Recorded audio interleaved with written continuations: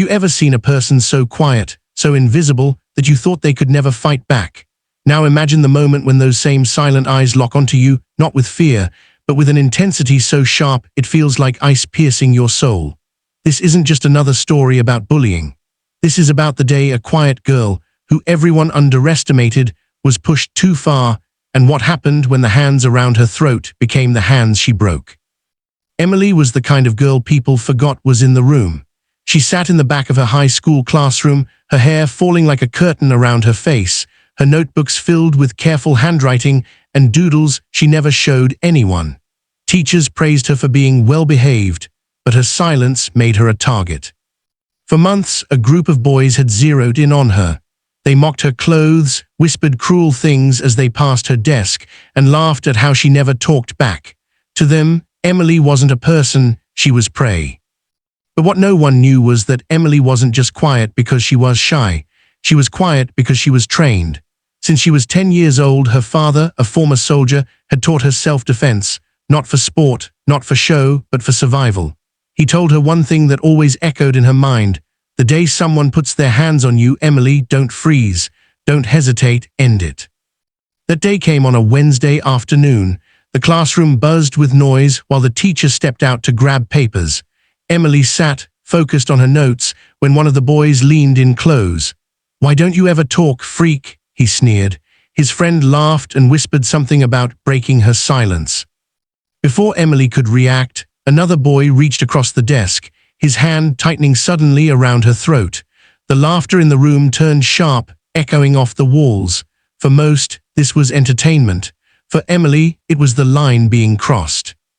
Her heart didn't race, her hands didn't shake. Instead, everything slowed, like her father had described. She looked into the boy's eyes, and for the first time he saw something in hers, an unshakable, terrifying calm. Then it happened. With a swift movement, Emily's hand clamped down on his wrist. One sharp twist, snap. His scream filled the classroom, silencing every laugh. Another boy lunged forward, grabbing her shoulder. Without hesitation, she caught his hand, bent it back with brutal precision, snap. The sound was sickening, the silence even louder. The classroom froze. Chairs scraped, whispers turned into gasps, and suddenly the quiet girl was no longer invisible. She was undeniable. But the story didn't end there, because after that day, Emily wasn't just fighting bullies, she was fighting the storm of consequences that followed. The principal's office smelled like old wood and tension. Emily sat, her wrists resting on her lap, while the boys whimpered in the nurse's room down the hall. Teachers, administrators, even the school counselor all stared at her like she was dangerous. "Emily," the principal began carefully, "do you realize what you've done?" She didn't answer. Words had never been her weapon. Her father was called in, his face unreadable as he walked through the door. He sat beside her, listening to every accusation, violence, assault, excessive force. When they finally gave him a chance to speak, he looked them in the eye and said firmly, "My daughter defended herself. Those boys put their hands on her first. If you want to punish her for that, then you're punishing the wrong person." The room fell quiet.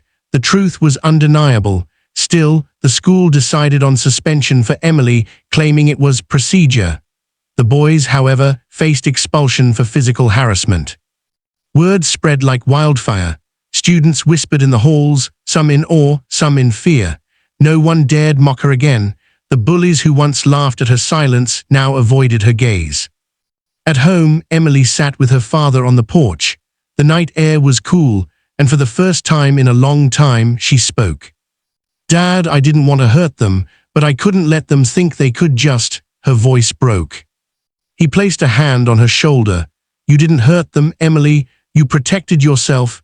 There's a difference, and maybe now they'll think twice before putting their hands on anyone else." From that day forward, Emily was the quiet girl anymore. She wasn't invisible. She was respected, and not because she snapped bones, but because she showed the world that silence didn't mean weakness. Her story became a reminder to everyone. The quietest ones often hold the loudest strength. In the end, this wasn't just about breaking wrists. It was about breaking chains, the chains of fear, silence, and invisibility.